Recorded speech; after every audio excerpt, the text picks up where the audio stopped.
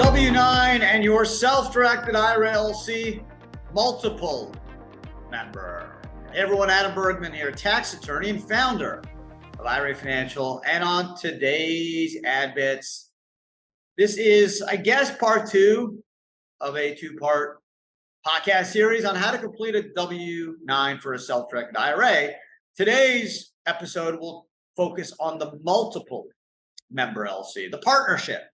The previous episode focused on the single member LLC or disregarded entity. So it's going to be a pretty short, sweet, to the point podcast, pretty simple.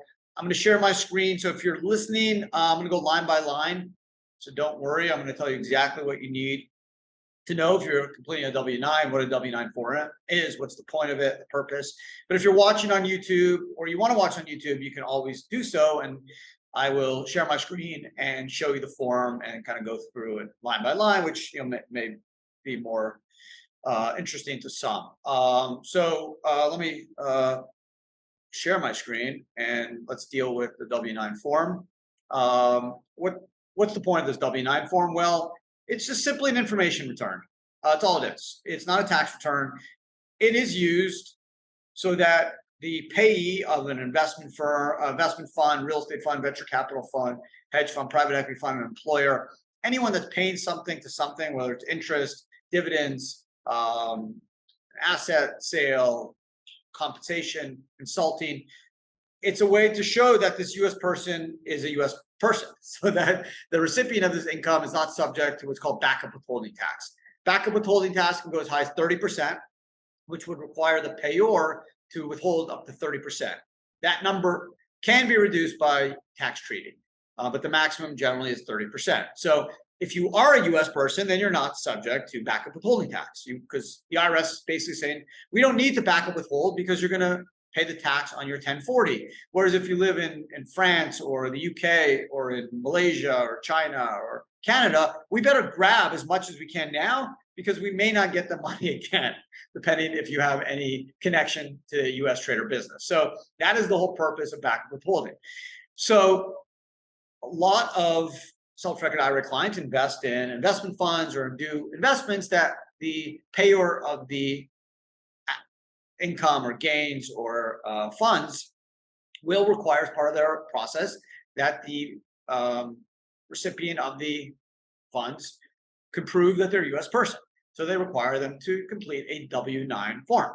Now, W-9 form is one page. You can see it right here. It's super simple. There's, I don't know, 5 or so, 7 questions, 8 questions, which we'll go through in the next 2 minutes, and you're done. So not sure why a lot of these administrators at investment funds, they kind of go crazy about the W-9 form, and especially in single member LLCs, which I'll just recap quickly, causes a lot of confusion. Why? Because in line 1, which says name of the, basically the recipient is shown on the income tax return, in a single member LLC disregarded entity, you don't put the LLC name, right? So let's say my LLC name is New York Knicks LLC, and I'm Adam Bergman. You don't put New York Knicks LLC in line 1 if it's a single member LLC, you put Adam Bergman. Whereas if New York LLC was owned by Adam and Joe, you would put New York Knicks LLC, right? And that's today's podcast, partnership, multiple member LLC. Line 1, you put the name of the LLC. Completing a W-9 form for multiple member LLC just is a lot simpler and follows, I guess, more customary procedures, because you're not having to look through to the owner. You just include all information as it relates to the LLC. So line 1, we're going to use the example New York Knicks LLC, because my New York Knicks are hot. Depending on when you're listening or watching to the podcast, we've been playing pretty good basketball in 2023. So I'm going to use the Knicks LLC. It's been almost 10 years since we've been decent, and 20 plus since we really made a run in the final. So that's where I'm going. So line 1, you do New York Knicks LLC. Let's assume New York Knicks LLC is owned by my 2 IRAs, traditional and Roth. Line 2, I'm just going to put New York Knicks LLC. 3, it's going to ask for the type of entity, and I'm going to click partnership, because a multiple member LLC is treated as a partnership. Okay. 4, it's going to ask for the exemptions. For exempt payee code, I'm going to put 1. And then exemption from FATCA, which isn't really relevant, it says if any. I just put A, because that just shows you're exempted. Address, you're going to put your LLC address. So you're 123 Apple Street, New York, New York, 10036. Tax ID number, you don't put a social, right? Because they're not asking, an LLC doesn't have a social. You're going to put the tax ID number of the LLC, not the IRA, but the LLC. This is another distinction from a single member LLC versus a partnership. A single member LLC, you're going to put the tax ID number of the IRA owner. Or if it's an individual, you put the social security of the individual, right? So New York Knicks LLC, if Adam Bergman owned it, I'd put my social. If New York Knicks LLC was a single member LLC owned by my IRA, I'm going to put either IRA Financial Trust EIN, or I'm going to acquire an EIN from the IRS website for free in 2 minutes, and we can help you do that if you're a client of IRA Financial and need help. But if I'm an LLC treated as a partnership, a multiple member LLC, an LLC with 2 or more owners, Adam, John, Jay, Brian, Jen, Jacqueline owns it, I'm going to put the LLC tax ID number. Okay, not the owner's social, not the owner's EIN, but the LLC, the New York Knicks LLC, whether it's 4, 6, 1, 2, 3, 4, 5, 6, 7, I'm going to include that. And then the manager of the LLC will sign it, date it. You're done. That's it. And you'll submit it. You don't submit it directly to the IRS. Generally, you submit it to your employer or the investment fund, general partner, manager, and they'll deal with it. Again, for their records, they just want to make sure you're not subject to backup withholding, so they don't have to take 30% away from any income or gains or assets that they send you. And that's it. The W-9, as I said, it's super simple. The only distinction between a single member LLC, disregarded entity, and a multiple member LLC treated as a partnership is line 1, single member LLC, put the owner, the IRA. If it's a partnership, you'll put the LLC name. And then when it comes to the tax ID number of a single member LLC, disregarded entity, you're going to put the tax ID number of the IRA, not the LLC. And if it's a partnership, multiple member LLC, you're going to include the tax ID number of the LLC, not the IRA. And that's it.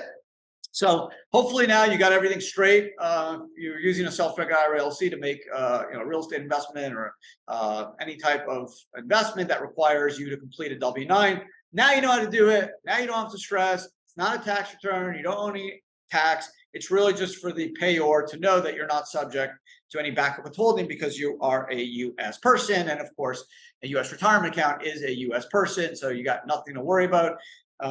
Box 4, you click 1, or you select 1 for the exempt pay code. So this way, the IRS and the payer knows that you're a retirement account.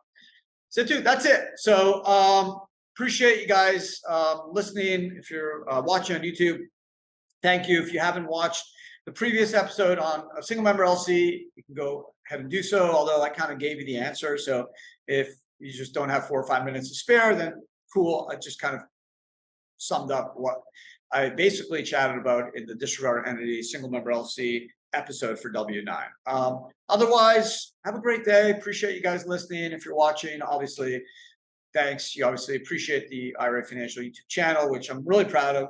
We do 3 videos, YouTube live. We obviously video our podcast as well. So every day there's pretty much content there for you to absorb and hopefully learn and educate yourself, friends, family, and we all can be better self-directed investors, and hopefully the self-directed retirement nation will keep growing and growing and growing and get more and more people taking more control and having more freedom over their retirement assets. So thanks again. Have a great day, and I'll talk to everyone again next week. Ciao.